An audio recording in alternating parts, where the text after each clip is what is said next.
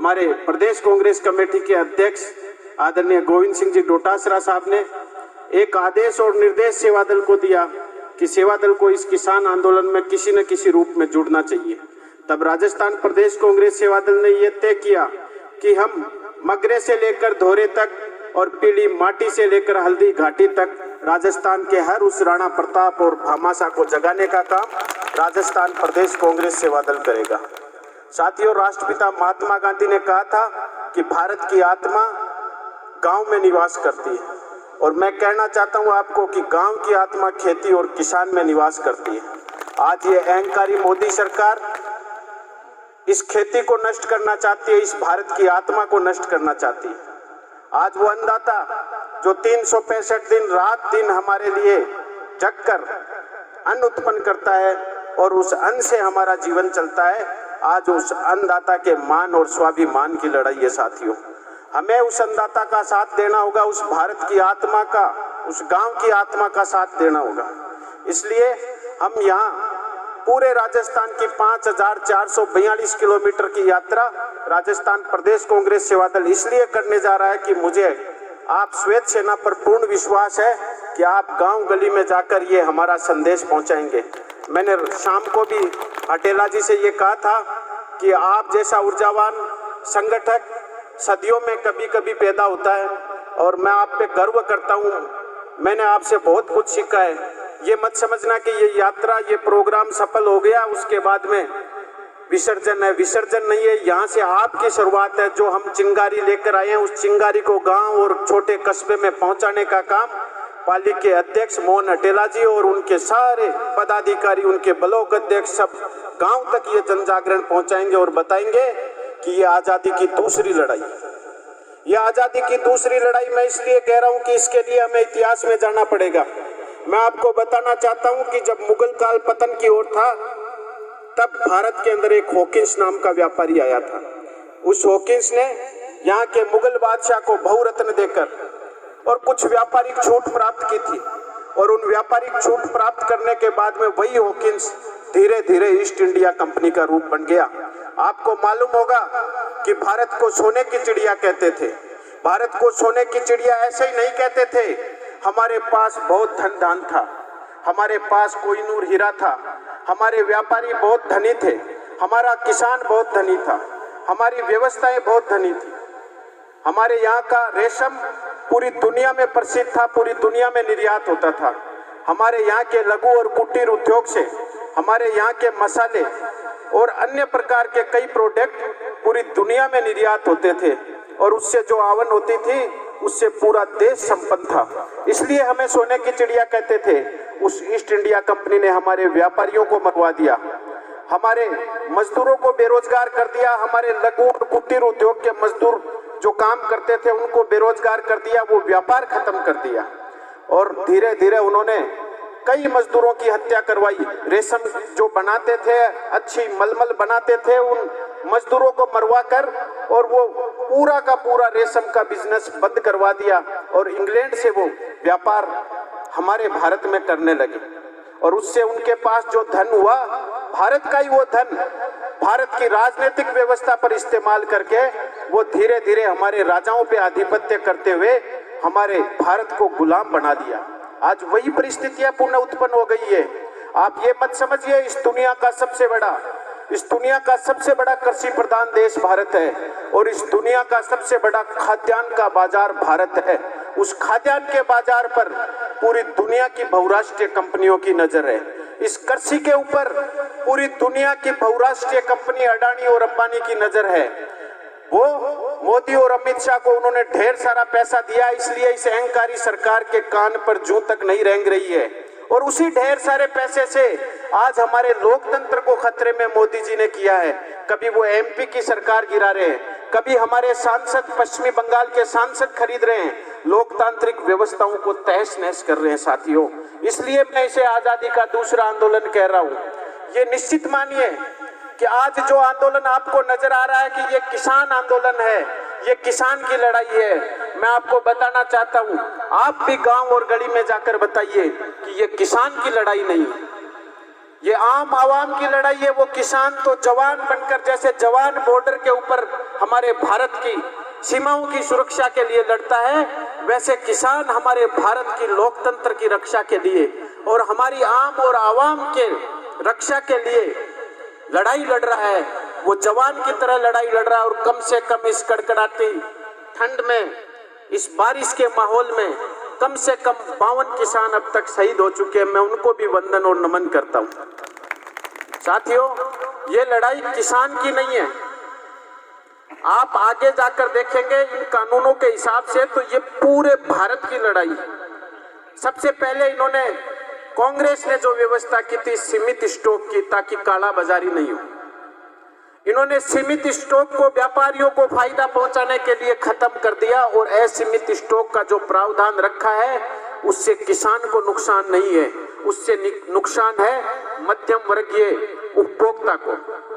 जब ये बड़ी कंपनियां, बहुराष्ट्रीय कंपनियां, ये अडानी और अंबानी अपने बड़े बड़े गोडाउनों में स्टॉक कर लेंगे और बाद में धीरे धीरे उसको काला बाजारी के रूप में, जो सामान आज आपको 10 रुपए और 20 रुपए का मिलता है वो 50 और 100 रुपए का मिलेगा, तब हमारा मध्यम वर्गीय उपभोक्ता, आज मोदी जी ने अधिकतर उपभोक्ता को तो वैसे ही बेरोजगार कर दिया है, उसकी सुसाइड करने की नौबत आ जाएगी, उसकी सड़क पर आने की नौबत आ जाएगी। ये लड़ाई उस मध्यम वर्गीय उपभोक्ता की भी है। इन्होंने कॉन्ट्रैक्टिंग फार्मिंग की है। मैं बीजेपी के उन कार्यकर्ताओं से, उन नेताओं से कहना चाहता हूं कि कॉन्ट्रैक्टिंग फार्मिंग आप कह रहे हो इससे किसान उन्नत होगा। मैं उनसे पूछना चाहता हूं कि भारत के अंदर तो सदियों से ये भाईचारा चलता आया है। सदियों से इस घर की छाछ उस घर में गई है, इस घर का अनाज उस घर में गया है। सदियों से हमारे यहाँ ये कॉन्ट्रैक्टिंग फार्मिंग, अभी भाई साहब ने बताया, महावीर सिंह जी ने, चलती आई है। वो कॉन्ट्रैक्टिंग फार्मिंग से हमारा जो बेरोजगार गांव का मजदूर है वो अपने किराए पे खेती लेकर अपना गुजर बसर करता है। हमारा वो किसान जिसके पास जमीन नहीं है वो अपने परिवार का पालन अपने हिस्से में किसी से ठेके पे जमीन लेकर अपने परिवार का पालन करता है। अगर ये कॉन्ट्रैक्टिंग फार्मिंग लागू हो गई और हजारों बीघा में जब कंपनियां मशीनों से खेती करेगी, तब हमारा वो बेरोजगार गांव का मजदूर और वो बेरोजगार हमारा बिना जमीन का किसान वो बिल्कुल बेरोजगार और सड़क पे हो जाएगा, आ जाएगा, उसकी मरने की नौबत आ जाएगी। तब आप बताइए क्या ये लड़ाई उसकी नहीं है? ये लड़ाई उसकी भी है, ये लड़ाई उसकी भी है और उसके बाद में ये लड़ाई हमारे दलित और बीपीएल की भी है। आज जो आप देख रहे हो कि एमएसपी की लड़ाई किसान लड़ रहा है, वो एमएसपी की लड़ाई हमारे बीपीएल की भी है, हमारे एपीएल की भी है। आज जो आदरणीय यशस्वी जननायक अशोक गहलोत जी ने कोरोना काल में जो काम किया और उस काम का नतीजा था कि हमारे राजस्थान में कोई भूखा नहीं सोया। उनका ये नारा कि राजस्थान में कोई भूखा नहीं सोएगा, हर घर में अनाज जो गया वो अनाज हमारे एफसीआई गोदामों से गया था।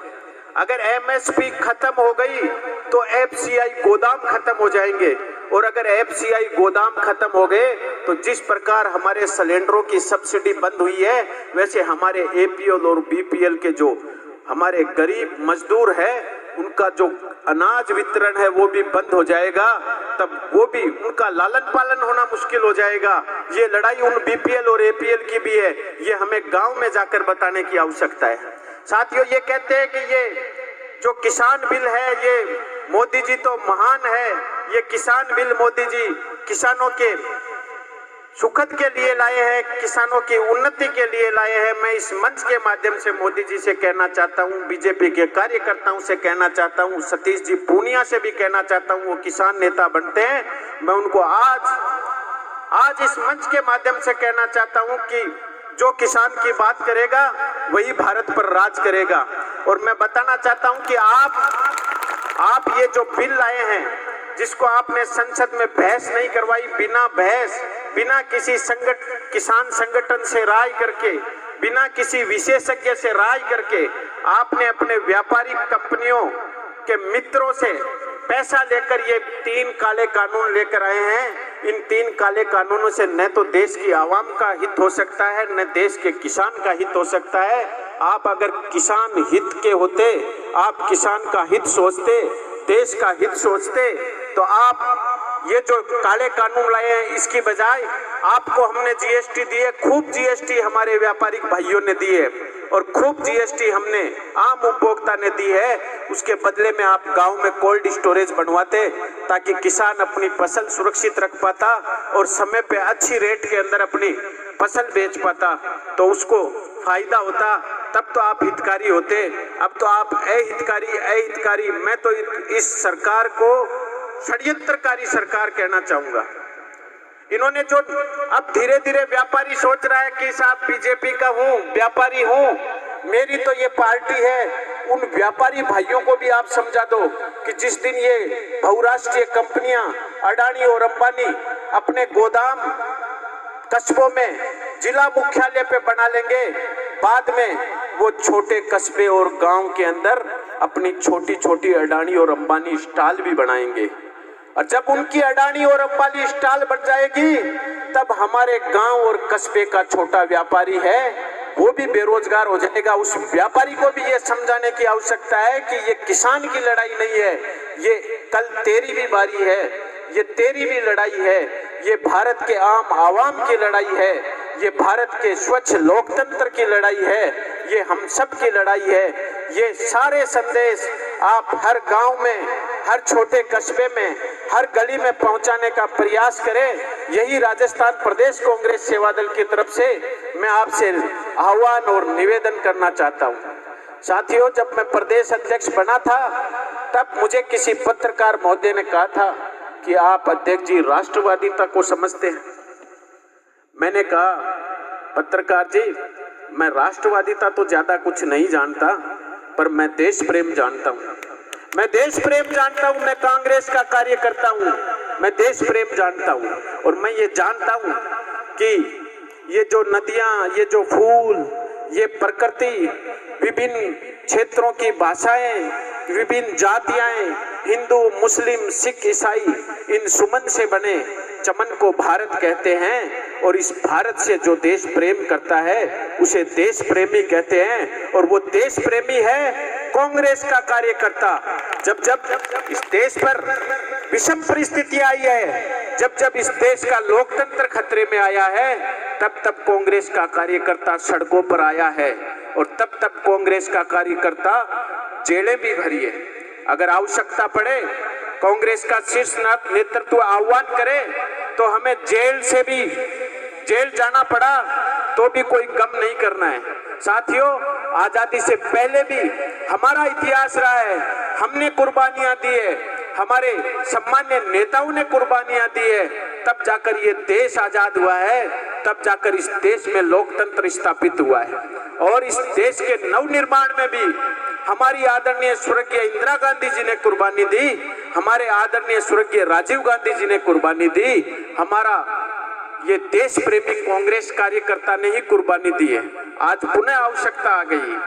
1923 में जब नेहरू जी और गांधी जी ने विषम परिस्थितियां देश में थी, तब सेवा दल की श्वेत सेना का गठन किया था। इस श्वेत सेना का गठन ध्वज रक्षक के रूप में किया था।